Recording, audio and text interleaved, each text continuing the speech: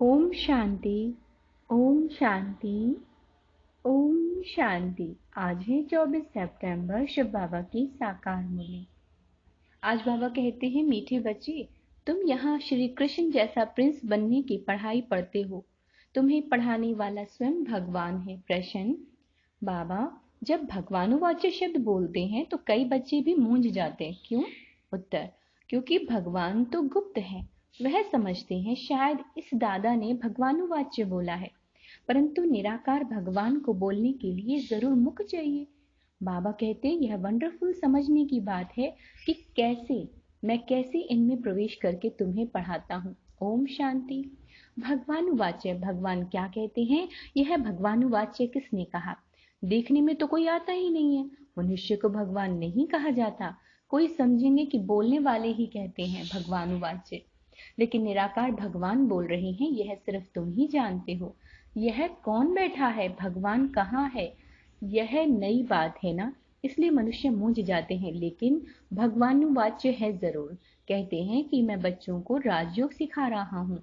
नर से नारायण अथवा कृष्ण, नारी को लक्ष्मी अथवा राधे बनाने के लिए योग और ज्ञान सिखाता हूँ। इनसे और क्या चाहिए तुमको? हम राजाओं का राजा, प्रिंस का प्रिंस बनाता हूँ। प्रिंस प्रिंसेस भी तो मंदिर में जाते होंगे ना। विकारी प्रिंस, निर्विकारी प्रिंस श्री कृष्ण को नमन करते हैं। तो मैं तुमको प्रिंस का भी प्रिंस बनाता हूँ। श्री कृष्ण जैसे स्वर्ग का प्रिंस बनो। बाबा कहते हैं श्री कृष्ण जैसे स्वर्ग का प्रिंस बनो। नॉलेज पढ़ने से ही तो बनेंगे ना। डॉक्टर व बैरिस्टर कहेंगे ना स्टूडेंट को कि मैं तुमको डॉक्टर व बैरिस्टर बनाता हूँ, परंतु पढ़ेंगे तब तो बनेंगे। बाबा कहते, बच्चे अच्छी रीति समझते हो कि राजयोग सिखाने वाला एक ही भगवान है, ना कि कृष्ण। राधा कृष्ण तो अलग अलग राजाई में बच्चे हैं। उनकी आपस में सगाई होती है, शादी के बाद नाम बदलता है। इसलिए चित्र में भी लक्ष्मी नारायण के चित्र नीचे राधे कृष्ण को दिखाया हुआ है। अब आप अच्छी रीति समझाते कि यह ब्रह्मा भी नंबर 1 भगत था। पिछाड़ी में नारायण की पूजा करते थे।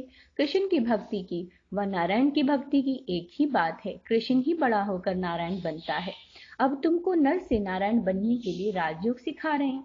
अब तुम्हारे 84 जन्म पूरे हुए, अब इनकी आत्मा भी पढ़ रही है, फिर भविष्य में श्री कृष्ण बनती है। बाबा कहते हैं, बच्चे, तुम ज्ञान चिता पर बैठ गोरे बनते हो, फिर काम चिता पर बैठ सांवरे बन गए हो। यह है कंसपुरी। मैं तुमको कृष्णपुरी ले जाने के लिए आया हूँ। श्री कृष्ण ही सर्वगुण संपन्न 16 कला संपूर्ण है। यहाँ कोई सर्वगुण है नहीं। मैं आया हूँ बच्चों को संपूर्ण निर्विकारी बनना है योग बल से। बाहुबल है हिंसक लड़ाई जो तीर कमान से होती है, फिर बंदूकों तलवारों से हुई, अब तो होती है बॉम्ब से। खुद कहते हैं हम ऐसे बॉम्ब बनाते हैं जो घर बैठे सब खत्म हो जाएंगे। फिर मिलिट्री क्या करेगी? बाप कहते हैं, मीठे मीठे बच्चों, यह पाठशाला है। मैं तुमको प्रिंस श्री कृष्ण जैसा बनाता हूँ। जो फर्स्ट प्रिंस सतयुग का था, वह अब 84 जन्म लेकर कलयुग में बैगर बना है। भारत में ही उसका राज्य था, फिर पुनर्जन्म लेना पड़े। कृष्ण को भगवान कहते तो भगवान फिर पुनर्जन्म में कैसे आएगा? भगवान तो निराकार है, वह है ही एक रचयिता, बाकी सब है रचना। तब तो कहते हैं हम आत्माएं सब भाई भाई हैं। बात समझते हैं कि तुम ब्रह्म कुमार कुमारी आपस में भाई बहन ठहरे, तो फिर क्रिमिनल असॉल्ट कैसे हो? तुम वर्षा एक बाप से लेते हो भविष्य के लिए। अगर पवित्र नहीं रहोगे तो शांति धाम सुख धाम में कैसे जाएंगे? पुकारते भी हम पतित बन गए हैं, पावन बनाने आओ। तो बाप कहते हैं, मुझे याद करो, यह तुम्हारा अंतिम जन्म है। तुम सब आत्माएं, बाबा ने कहा, तुम सब आत्माएं अब वापस वानप्रस्थ में जा सकती हो, इसलिए वानप्रस्थी हो।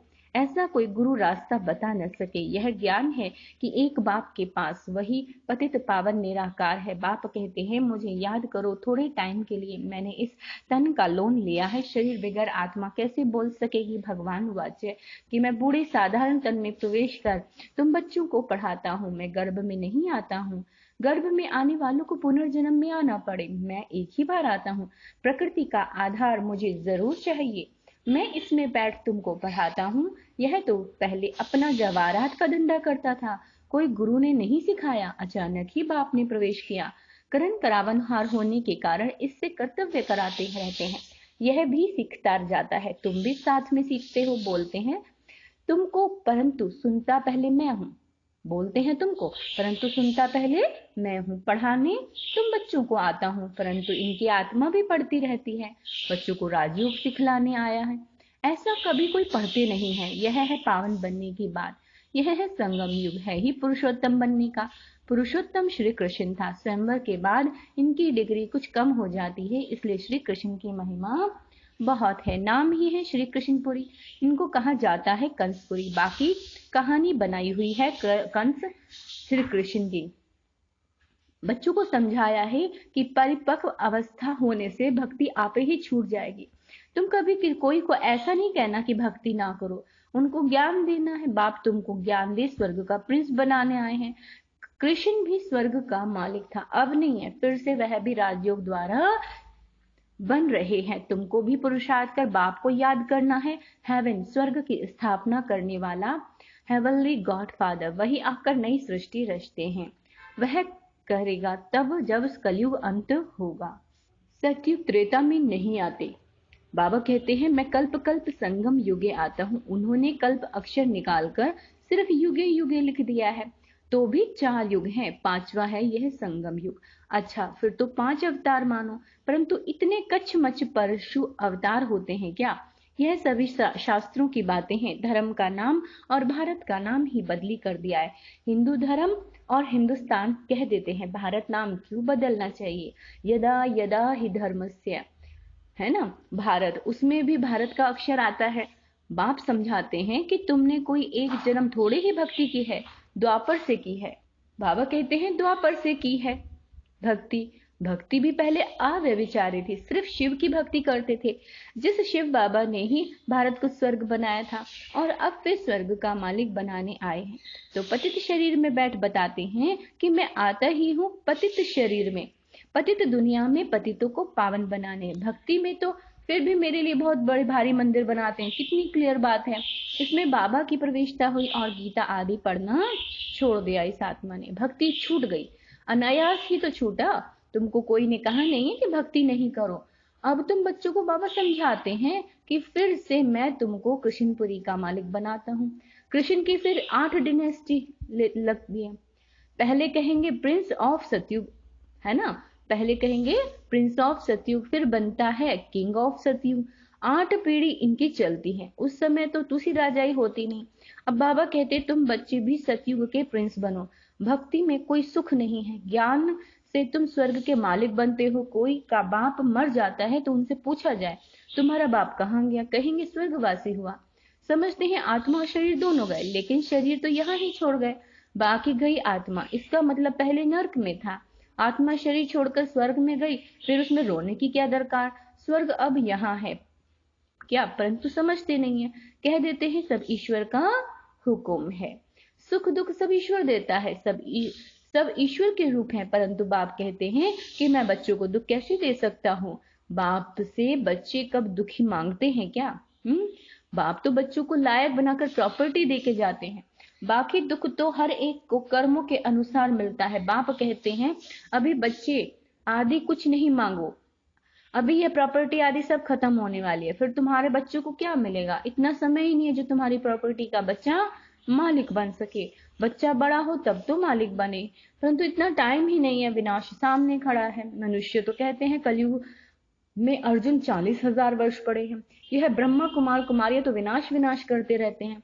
कहानी है ना, शेर आया, आखिर तो आ गया और खा गया। सब समझते हैं कि थोड़ा थोड़ा काल आएगा, यह तो थोड़ा ही रहता है। बाबा कहते हैं ये तो होता ही रहता है, सब ऐसे सोचते हैं। लेकिन तुम कहते हो कि महाकाल आया हुआ है, शिव बाबा कालों का काल आया हुआ है जो सभी आत्माओं को वापस ले जाएगा। तो शरीर तो जरूर छोड़ना पड़े ना, इसलिए बाबा कहते हैं योग से पवित्र बनो, आत्माओं को पवित्र बनाए फिर वापस ले जाऊंगा। अगर पवित्र नहीं बनेंगे तो बहुत सजाएं अंत में खानी पड़ेंगी और उच्च पद भी पा नहीं सकेंगे। Shri Krishna number 1 pass with honour है, उनको स्कॉलरशिप मिलती है, 21 जन्म राज्य पाते हैं। कितना सहज समझते हैं, बुद्धि में बैठता भी है फिर गुम हो जाता है।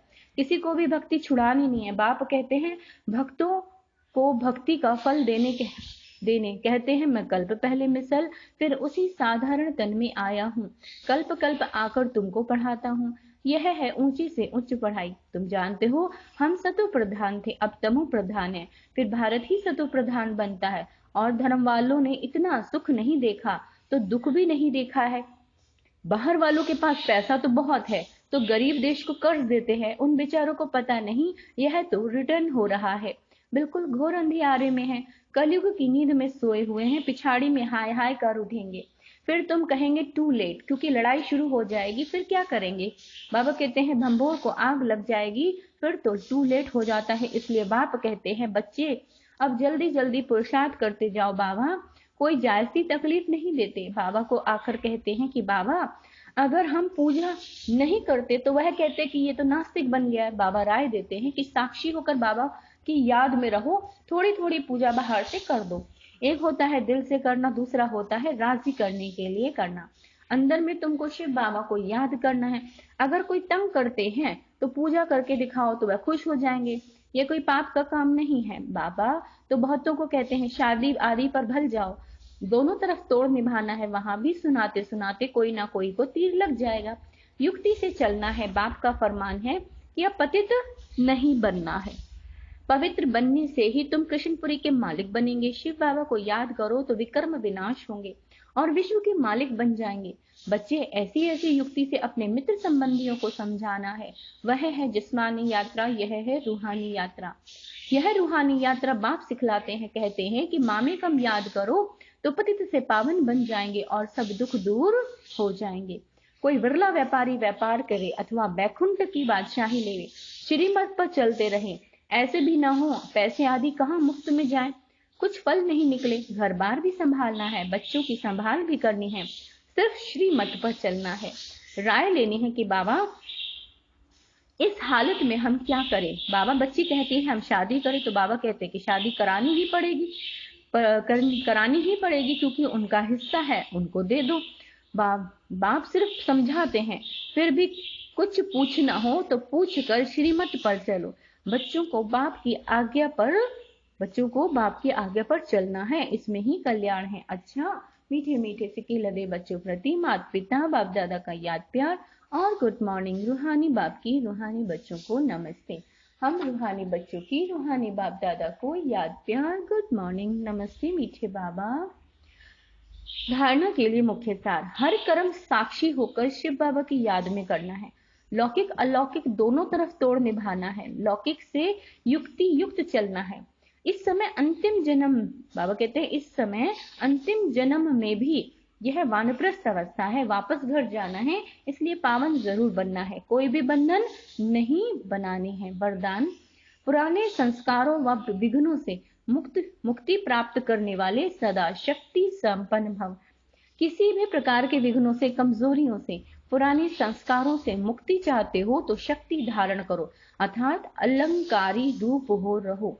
जो अलंकारों से सदा सजे रहते हैं, सजे सजाए रहते हैं, वह भविष्य में विष्णु वंशी बनते हैं, लेकिन अभी वैष्णव बन जाते हैं। उन्हें कोई भी तमोगुणी संकल्प व संस्कार टच नहीं कर सकता। वे पुरानी दुनिया अथवा दुनिया की किसी भी वस्तु व्यक्तियों से सहज ही किनारा कर लेते हैं। उन्हें कारणे अकारणे भी कोई टच नहीं कर सकता। स्लोगन, हर समय हर कर्म में बैलेंस रखना ही सर्व की ब्लेसिंग प्राप्त करने का साधन है। हर समय हर कर्म में बैलेंस रखना ही सर्व की ब्लेसिंग प्राप्त करने का साधन है। अच्छा, ओम शांति।